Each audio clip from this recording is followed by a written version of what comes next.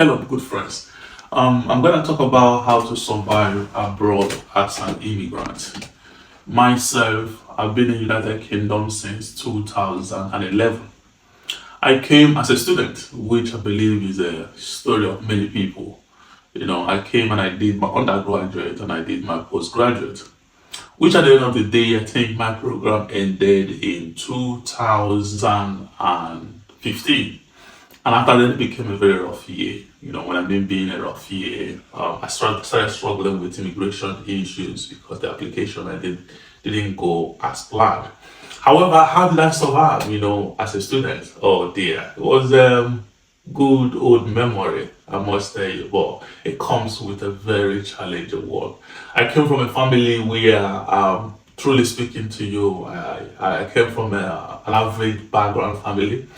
I remember before leaving Nigeria, where if I go to fast food and the guys at the door, open door for me, I'll be like, oh dear, when I travel abroad, if I can get this kind of job, I think I should be okay. So I started preparing my mindset, of switching, to another man's land. So when I got there, I think I have my mind all prepared. I have my mind all prepared to come and wash plates. I have my mind all prepared to come and do cleaning. I have my mind all prepared to come and do security. I have my mind all prepared to do any kind of menial job. And if you don't have that mindset, I'm talking now from experience. I have seen some people who struggled to be able to fit in. And we're talking about a place whereby the phone you are using, you have to pay for it on monthly basis. It has rent. It has much of how buoyant your parents is. If you don't have this mindset, trust me, I don't know anyway, except maybe your parents are really, really the upper class, whereby they can be able to sustain you irrespective of the exchange rate.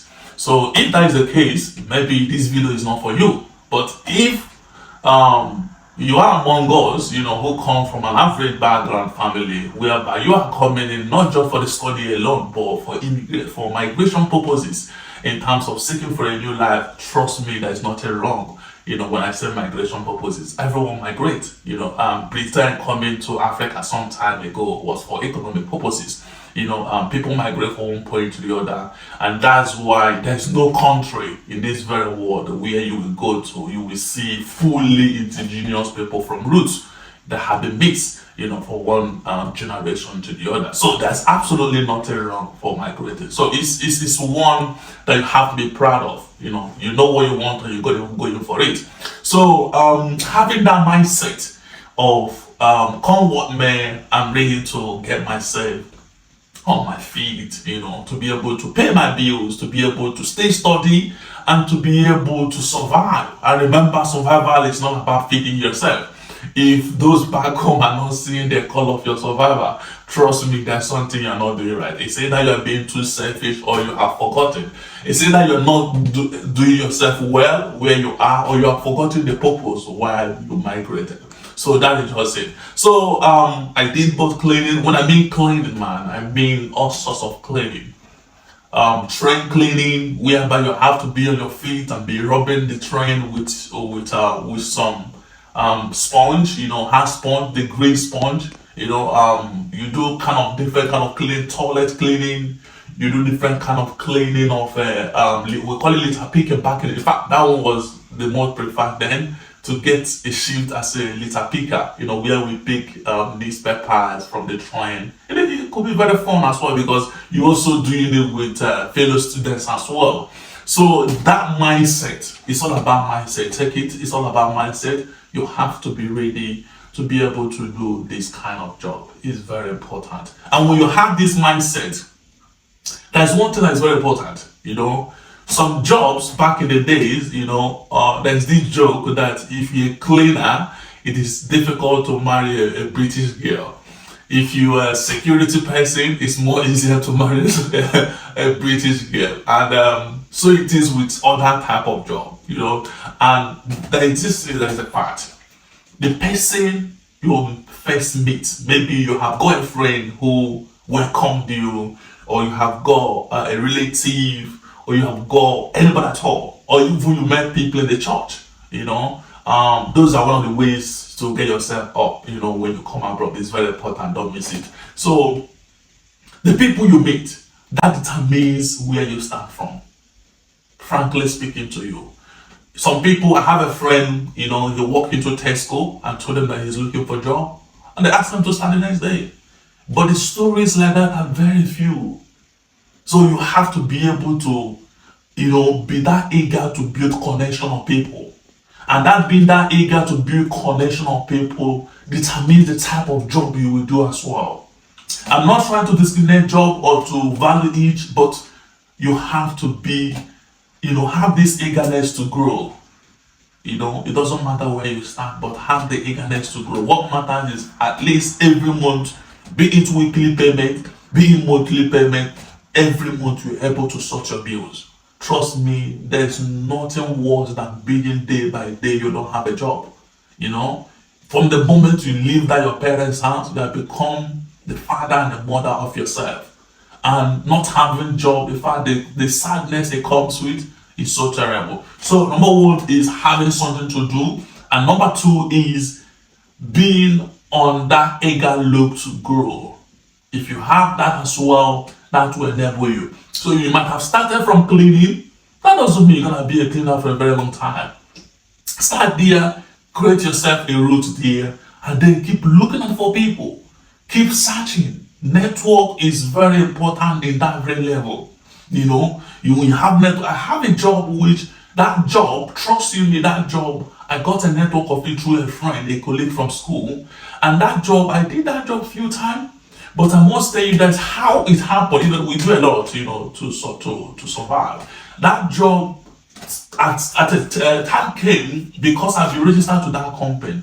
I was getting a whole lot of money from that very job. It's something that I don't need to talk, openly, but it's the benefit of having network of people. So the more exposed you are, the more on the lookout. And you cannot be exposed if you're not on the lookout for getting contact, for getting job information, and then keep growing yourself. I'm not talking about during study time.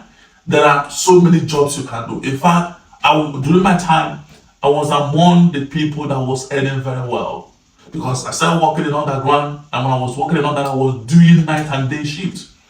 I know friends which are motivated in doing night and day. How did I get to do night and day shift? When I was doing night shift with Ghanaians, I discovered that these guys that have families, they do night and day shift. Meanwhile, my colleague in school, they were like, "You're gonna kill yourself." I was like, "Hold on, man. I have colleagues, and these guys, they are all like 30 years older than me."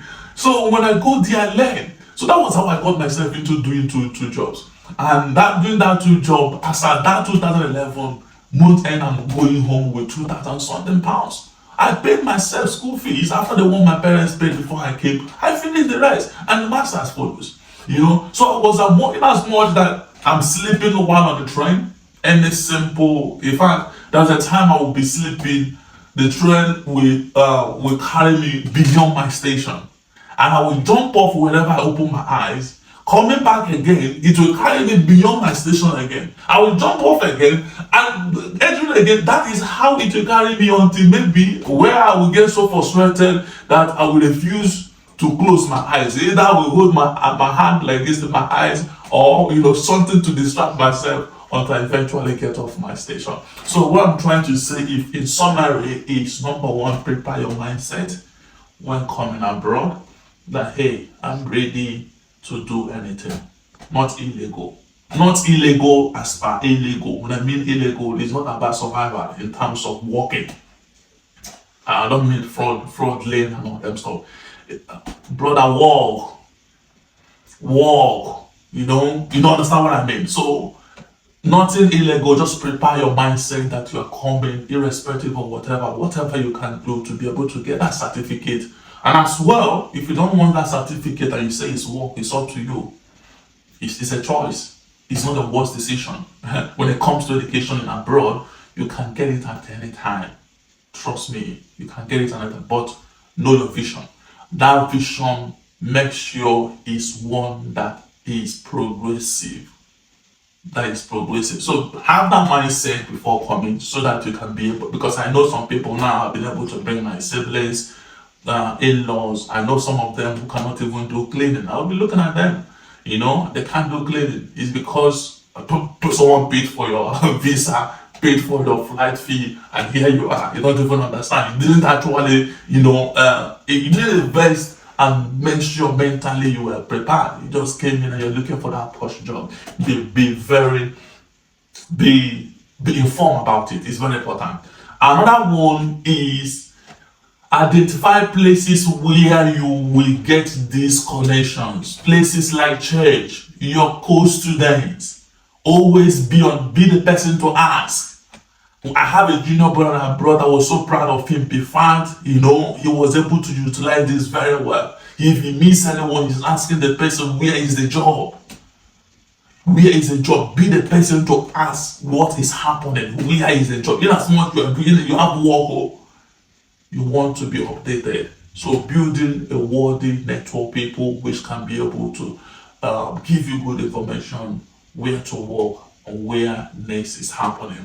The number which among them is church.